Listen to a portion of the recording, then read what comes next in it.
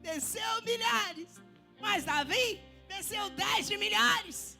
Aí Saul começa a pensar, a maquinar, meu Deus, hoje eles estão literalmente exaltando ele. O que será do meu reinado?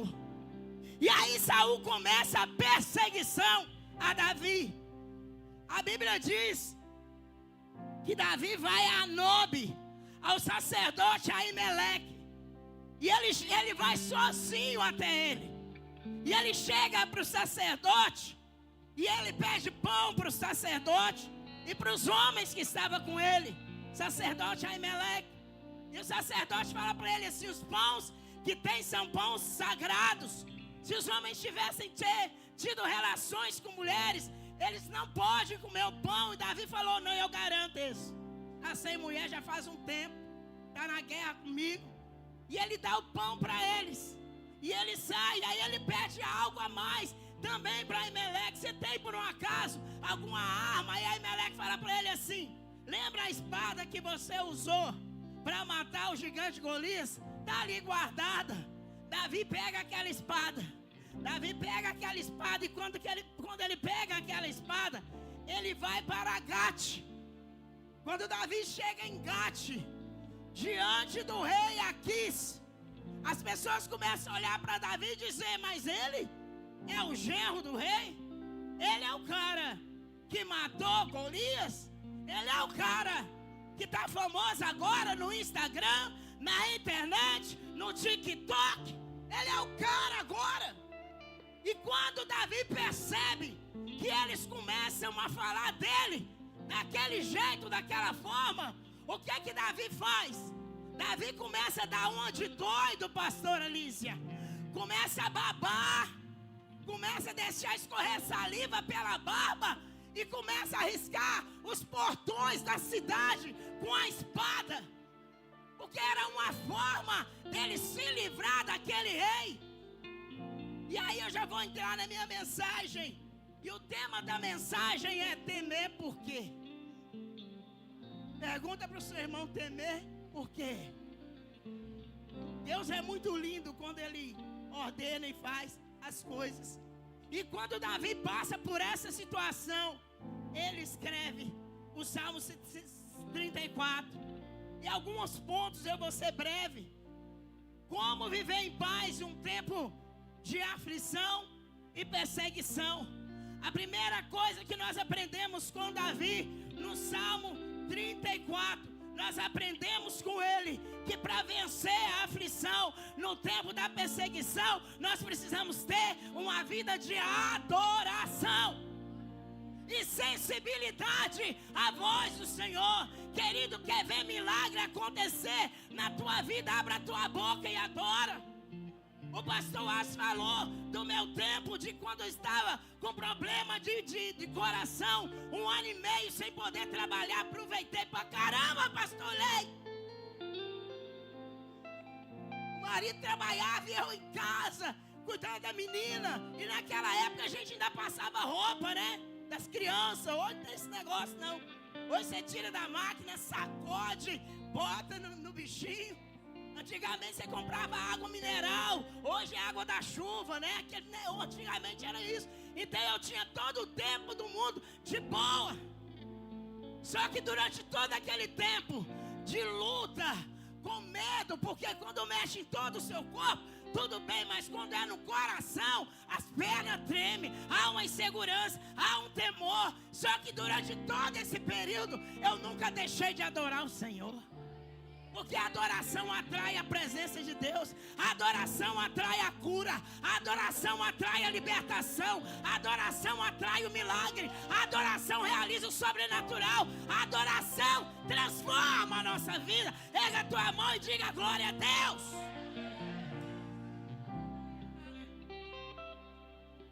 Aleluia, aleluia. Duas coisas que aprendemos com Davi. Primeiro, a profundidade da adoração. Segundo, sensibilidade à voz de Deus. Quem que você acha que instruiu Davi, pastor Adalto, a fingir de doido ali diante daquele rei? Só pode ser Deus. Só pode ser o Senhor. E Deus é assim. Quando eu tenho uma vida de adoração, Ele trabalha em meu favor. O próprio salmista Davi nos afirma no Salmo de número 22, 23, que Deus, 22, verso 3, que Deus habita no meio dos louvores. Pode dar a luta que for, pode abatar a batalha que for, abra a tua boca e começa a adorar. Os demônios caem por terra, a doença cai por terra, a tristeza cai por terra, no nome de Jesus. Mas tem que haver adoração.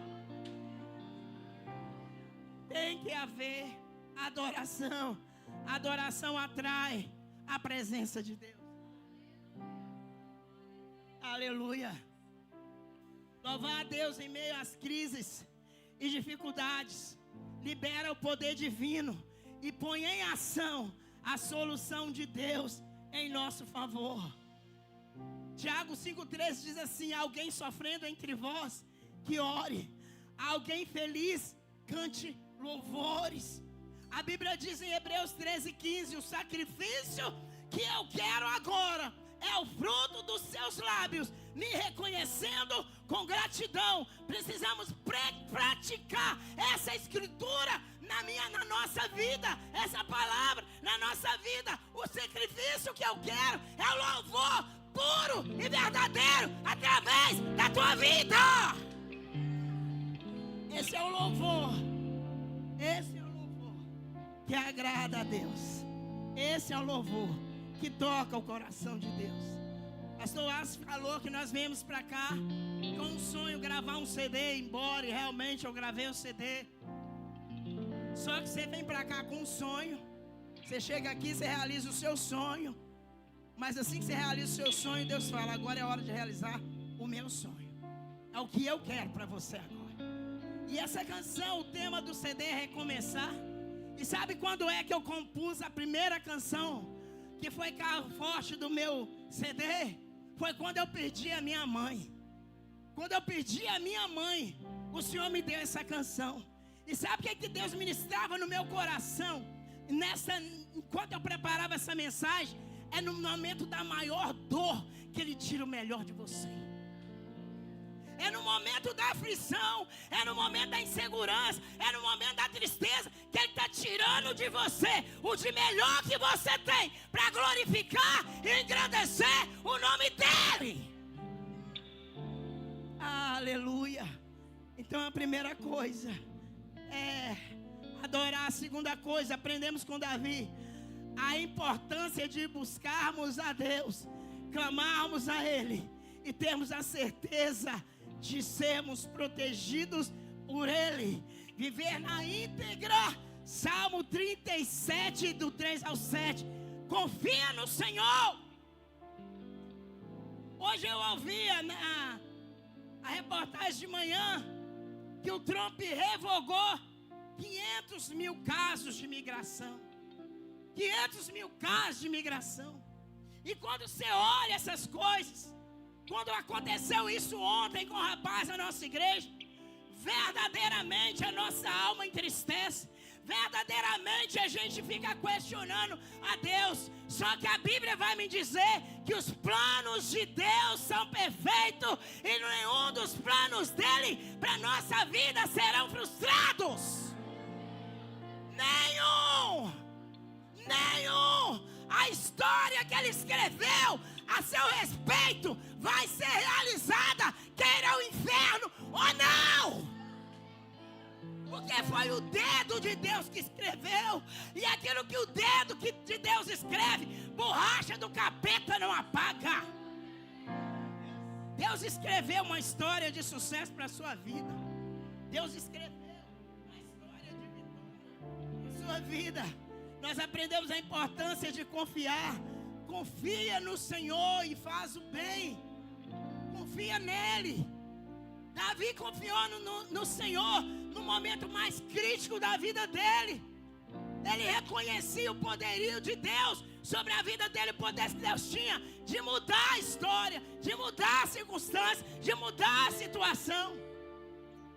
Aleluia. A outra coisa que nós aprendemos junto com Davi, nós aprendemos a descansar. Descansar. Você sabia que a ansiedade mata a fé das pessoas? Se você está ansioso, você está dizendo para você mesmo: Deus não é capaz de fazer.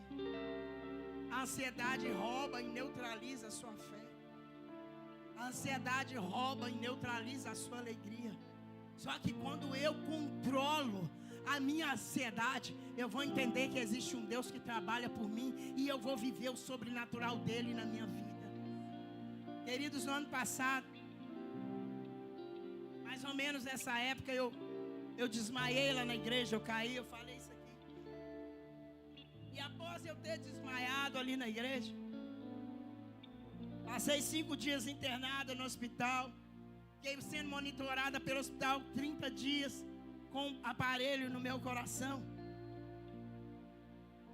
E todas as vezes que eu ia no hospital, e até hoje eu vou, eles perguntam: como que você dá stroke, derrame e você não tem nada?